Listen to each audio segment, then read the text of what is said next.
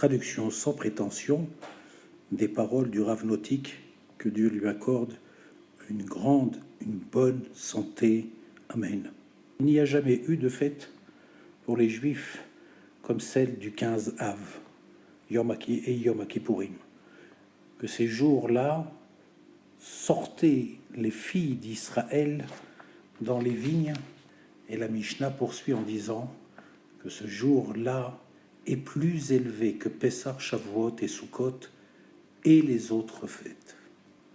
Plus élevé que Pessah, Shavuot et Sukkot, mais en vérité, ceci nécessite une explication. Pourquoi le 15 Av serait plus grand que Yom Kippour? Le Harizal dit une chose étonnante.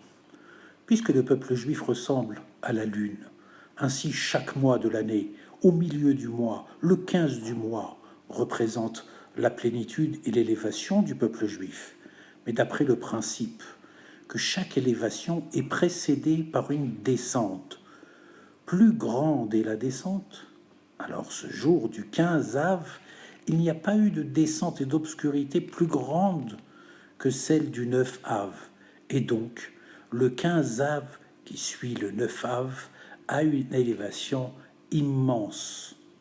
Le 9 Av étant la plus grande descente qu'il y a pu y avoir dans le peuple juif, ainsi l'élévation qui suit cette descente et engendre une élévation d'autant plus grande, jamais arrivée. C'est pourquoi la grandeur du 15 Av est plus grande, plus élevée que toutes les fêtes réunies. Le Rabbi explique de manière merveilleuse les paroles du Harizal. Pessah et Shavuot viennent aussi après une descente. Pour Pessah, la galoute de l'Égypte, mais les Juifs étaient encore à l'époque considérés alors comme des goïms. Après la sortie d'Égypte et la fête de Shavuot, le peuple juif était considéré comme des convertis qui se convertissent. Comme un goï se convertit. Une fois converti, il est interdit de mentionner qu'un juif s'est converti, car sa conversion, de goï qu'il était avant, n'a pas de rapport avec le goï qu'il était avant. Il est maintenant un juif. La descente du goï avant sa conversion et son élévation après qu'il se soit converti ne doivent pas être comparés. On ne doit pas faire de lien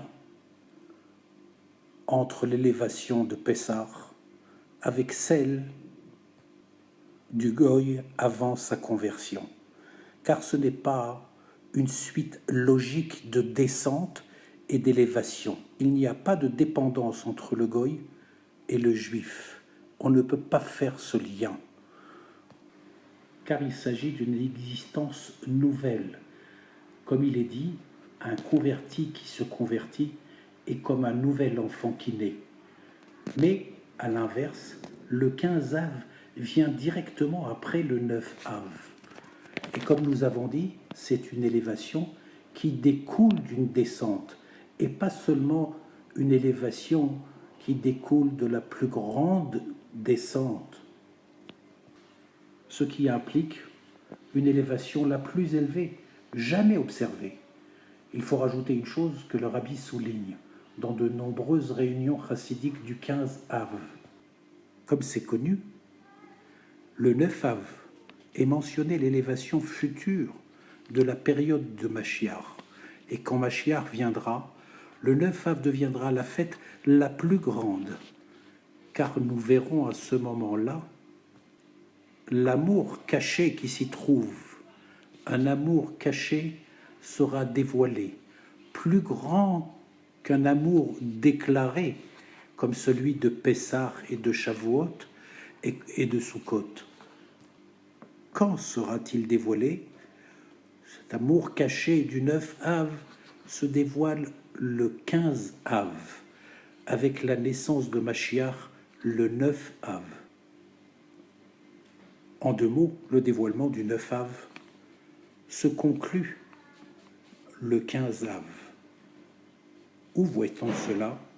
Le Midrash raconte que lorsque les explorateurs revinrent le soir du 9 Av, Hachem leur dit, puisque vous avez médit, puisque vous avez pleuré ce soir, alors à partir de maintenant, chaque année, vous pleurerez ce soir-là pour de vraies raisons. La destruction des 2 temples. Vous serez tués. En tout cas, ceux qui sont entre l'âge de 20 ans et 60 ans mourront dans le désert. C'est pourquoi, cette nuit du 9 Av, tous dormaient dans les cimetières, dans des tombes creusées, en sachant qu'une partie d'entre eux ne se relèverait pas. Ceux qui se levaient le matin enterraient les amis morts, et ainsi leur nombre diminuait jusqu'à la 40e année.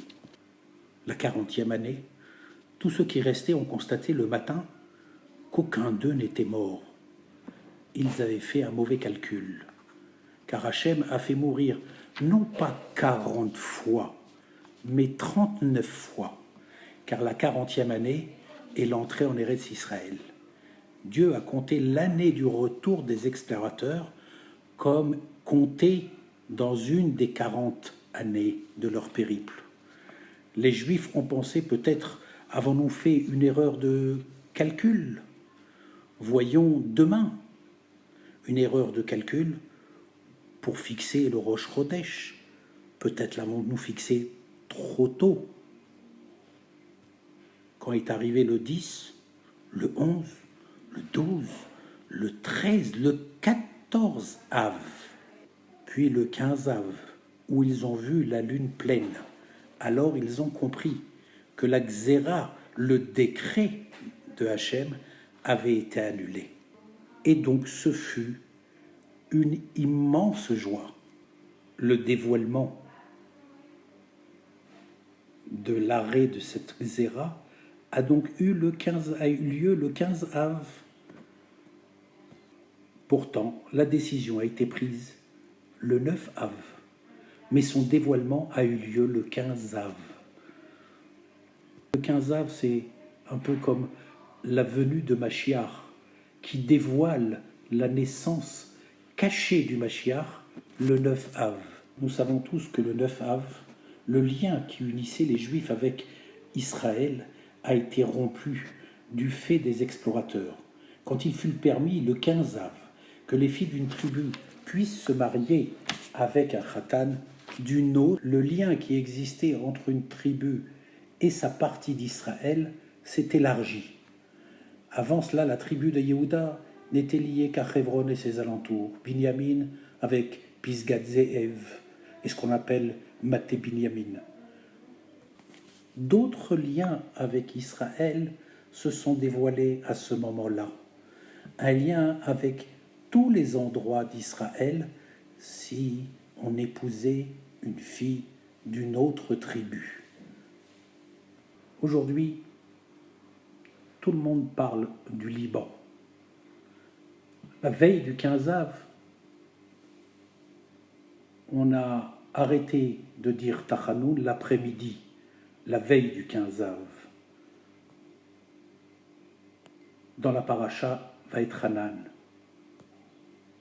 Dans la paracha Vaïtranan, Moshe supplie Hachem, montre-moi Eretz Israël et le Liban. C'est quoi le Liban?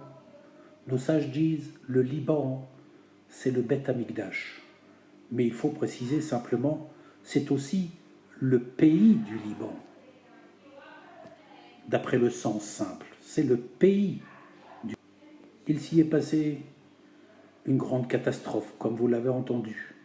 Et le monde entier, le 15 Av, s'est occupé comment aider le Liban. Tous veulent aider le Liban, qui représente, d'après les sages, le Beth Amikdash. Nous savons tous que la destruction du Beth Amikdash est due à la haine gratuite, car il n'y avait pas de lien d'amour entre les Juifs. Depuis le 15 Av, où les Bnot Israël, les filles d'Israël, se sont faites belles et sont sorties dans les vignes Comme le rabbi souligne, ce n'était pas une mesure de beauté, c'était une mesure spirituelle qui se traduisait par un acte de beauté matérielle. Les filles d'Israël sont sorties tout de blanc vêtues, elles se sont prêtées leurs vêtements les unes les autres pour ne pas faire honte à celles qui n'avaient pas de quoi se vêtir mieux. Elles ont ainsi accompli un acte d'union et d'amour qu'il n'y avait plus de division entre elles. Alors revenons à la directive du rabbi en Tafshin Nun Aleph. Chaque chassid doit faire le 15 Av une réunion chassidique, une Idvahadout, un jour de grande simcha particulière depuis le soir du 14, et même si nous sommes confinés aujourd'hui, le faire en famille, en musique, avec des danses, et faire le maximum pour que ce soit une joie la plus grande possible, jamais organisée. Passons à la parashat de la semaine, parashat Ekev. Si vous écoutez et accomplissez ce que je vous ordonne, Hachem accomplira la promesse qu'il a fait à vos pères. Ve'aya ekev tishme'un et hamishpatim ha'ele ushmartem va'asitem otam ve'shamar Hachem Elokecha lecha et habrit ve'et hachesed asher nishba la'avotecha. Ce sera parce que vous écouterez ces jugements-là, que vous les observerez et les accomplirez. L'Éternel, ton Dieu, te sera fidèle au pacte de bienveillance qu'il a juré à tes pères. Le rabbi nous explique quel est le trait commun entre une alliance, Brit, Chesed, la bonté, et promesse. N'a-t-on pas dit « si vous observez, je vous donnerai ». Pour comprendre cela, il faut expliquer un Brit, une alliance, un Chesed, une bonté et une promesse. Le propre d'une alliance, c'est que, par exemple, deux hommes concluent une alliance. Si l'un des deux ne remplit pas les conditions, l'alliance reste valable. Il se peut que l'un des deux, pour des raisons quelconques, n'aime plus l'autre, ou même, plus encore, il le haït. Mais l'alliance continue, car elle unit les deux et rien ne peut ni ne doit les diviser. Ils sont depuis l'alliance un. Leur précède, c'est donner à l'autre, qu'il soit méritant ou non, comme disent nos sages, que des générations entières n'ont pas su apprécier la bonté de Hachem, ce qui n'a pas empêché de bénéficier de sa bonté. C'est par ailleurs la différence entre le chesed, bonté, et rachamim, la pitié.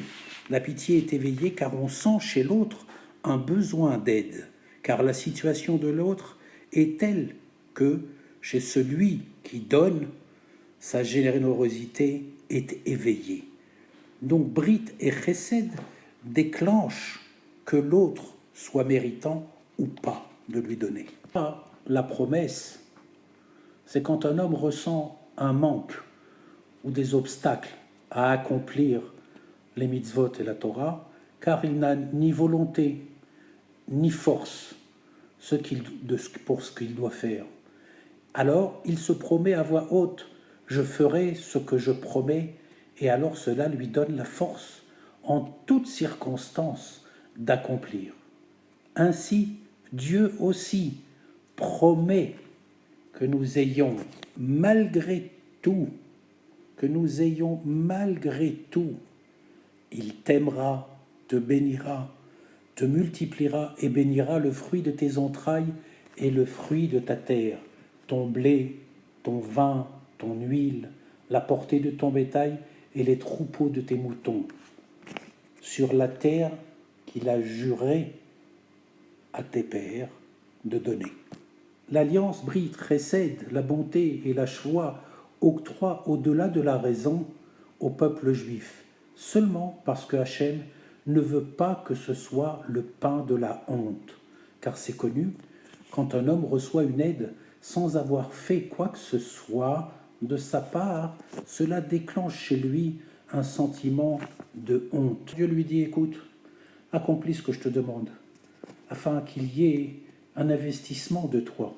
Alors, à ce moment-là, Dieu offre sans limite, sans compter, sans lien avec sa situation et son implication à ses demandes. Le rabbi explique que Ve'aya Ekev,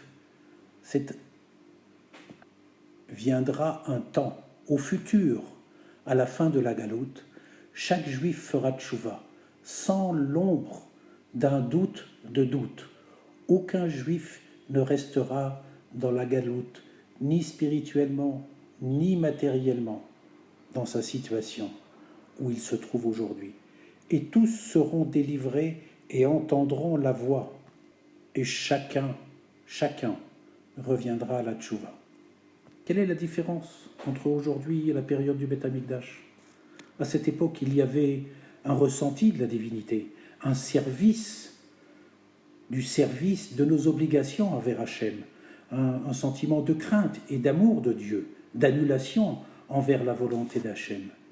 Mais ce bitoul n'excluait pas le sens de l'existence, car chacun se sentait exister, car il n'y avait pas de besoin de se plier, car chacun avait la volonté d'accomplir la volonté d'Hachem. C'est marqué dans les Pirkei Avot, fais de ta volonté la volonté de Hachem, mais la supériorité de s'annuler aujourd'hui, c'est que notre cerveau, notre intellect ne saisit pas pourquoi et comment servir Dieu. Parfois, on comprend même le contraire et on fait le contraire de ce qu'il faut. De plus, les midotes, les sentiments et les sensibilités nous trompent à aller dans des chemins qui sont contre la volonté de Hachem. Mais néanmoins, nous devons, en pensée, parole et action, nous plier, nous obliger à la volonté de Dieu. Même si cela n'oblige que des vêtements de l'âme, pensée, parole et action, cela est malgré tout une annulation très profonde de nous envers Dieu. Pourquoi? Parce que annuler son intellect, ses sentiments et ses désirs pour Dieu, ça déclenche sans limite son alliance, son chesed et sa promesse envers nous. Si nous nous conduisons au-delà de notre raison, ainsi Dieu se comporte avec nous au-delà du Ratson des Hatzilut et au-delà de la volonté divine. Même si sa volonté lui demande de ne pas nous donner, nous déclenchons chez lui de nous donner des enfants, la vie et la subsistance avec largesse. Pour terminer, il est connu, d'après un sage, que Gmar, Ktiva Vechatima Tova est la gamatria, le compte numérique de Chamisha Asar Be'av. C'est le 15 Av que tout commence. Ktiva Vechatima Tova, Gmar Chatima Tova à tous.